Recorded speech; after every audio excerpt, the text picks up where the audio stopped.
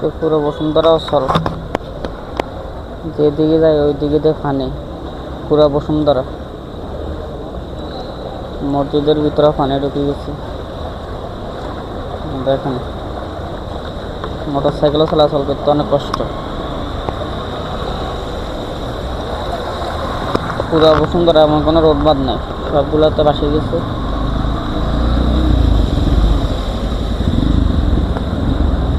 মানুষের চলাচলে খুব কষ্ট।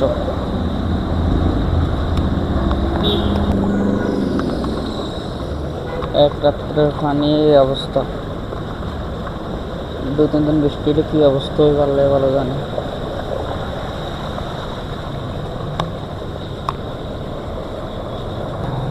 মসজিদেও পানি, ভিতরেও পানি ঢুকে গেছে।